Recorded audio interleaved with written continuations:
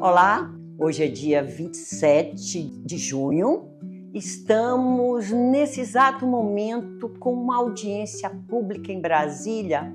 Audiência essa que discute a questão das emendas, de marcos fiscais, austeridade fiscal, transparência com o dinheiro público.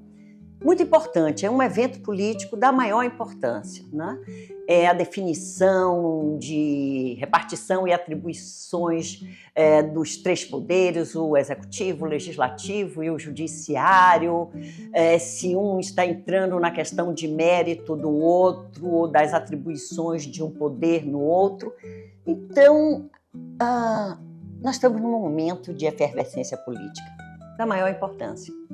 Isso discute, isso implica, né, numa concepção de Estado, de responsabilidade de Estado, da questão da democracia, de transparência do que se faz da destinação do dinheiro público. E a briga não está pequena, a disputa não é pequena, tem um processo histórico que é remarcado já desde 2015, 2016 e aí aprofunda em 2017 com o golpe contra a presidenta Dilma. Isso alguns chamam de tempestade, uma tempestade política numa visão muito nefasta, mas a tempestade tem seus aspectos importantes, né? Ela pode trazer água, ela vai irrigar, ela vai bagunçar ou ela vai criar um caos necessário a um outro ordenamento, a uma outra reflexão, a uma outra organização e botar algumas coisas no lugar. Então, eu espero que seja uma tempestade política criativa que esteja acontecendo para definir ou redefinir que país a gente quer. Qual desenvolvimento a gente quer?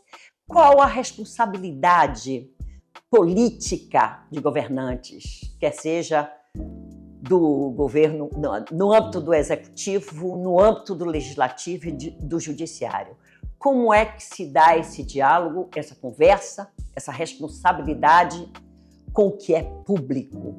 Quer seja na medida de que o eleito ou os eleitos devem responder a uma expectativa como representante, de que representação, de que expectativa se tem enquanto nação, enquanto povo.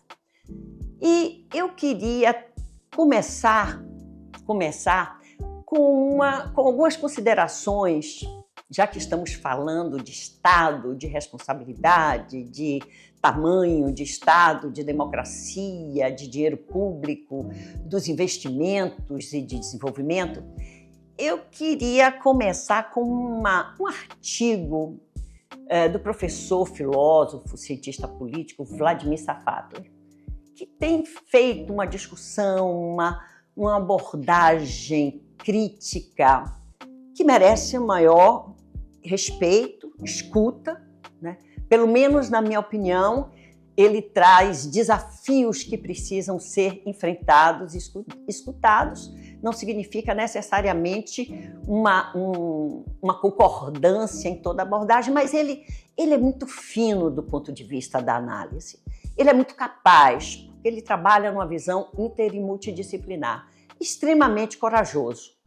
Ele escreveu no início, em janeiro de 2021, em plena pandemia, um artigo ligado à Comissão Arnes, né? A festa não pode parar, mesmo com os mortos na sala.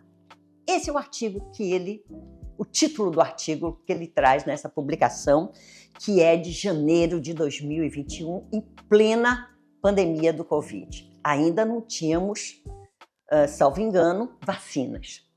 Então, ele vai trazer a seguinte discussão. A formação do Estado moderno surge a partir de promessas de proteção das populações. Naquele momento, ele está cobrando ao governo do período a responsabilidade de proteger. Ele, como representante, ou o governo Bolsonaro, à época, né, a responsabilidade de proteção.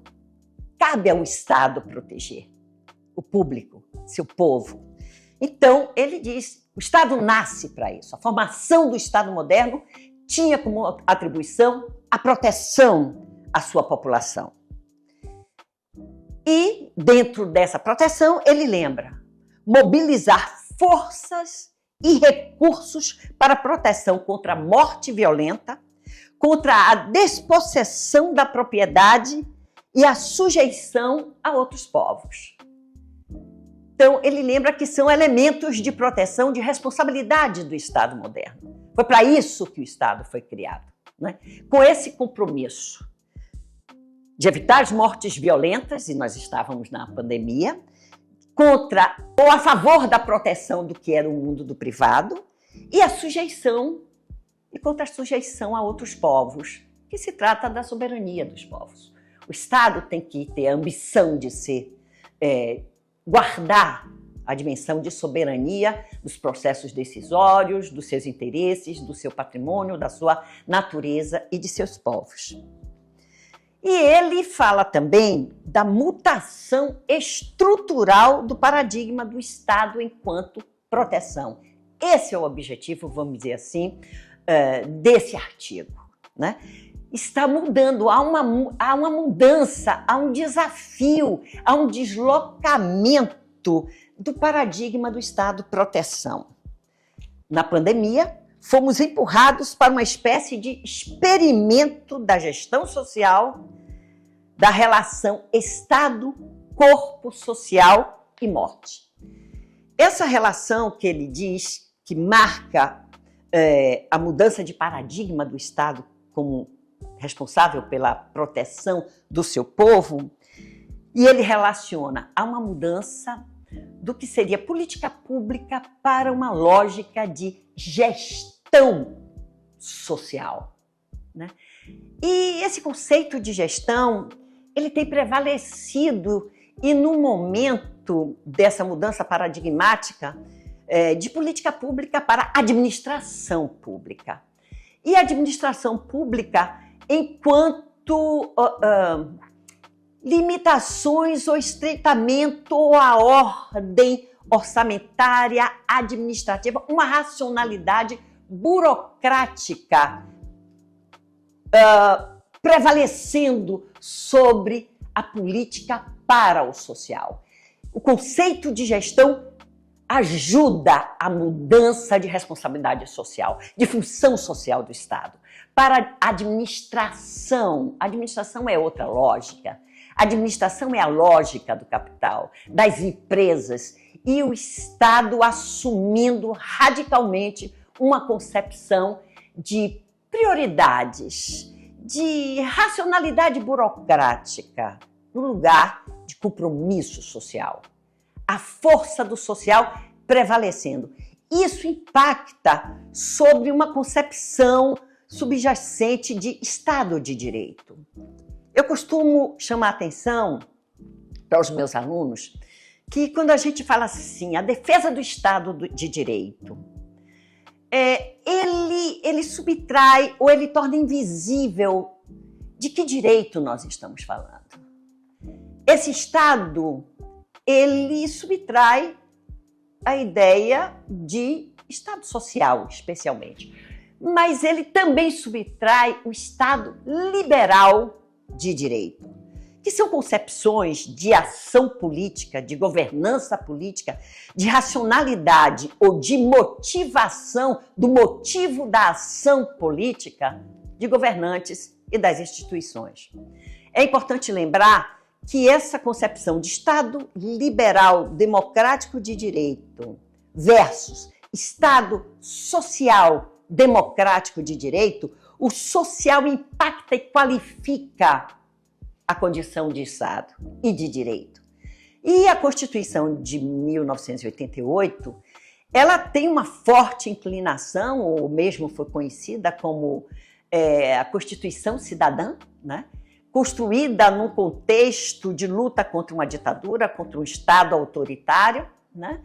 e sofrendo, ela se impôs no final dos anos 80, nesse processo de luta contra 25 anos de um Estado autoritário, de resultado de golpe militar.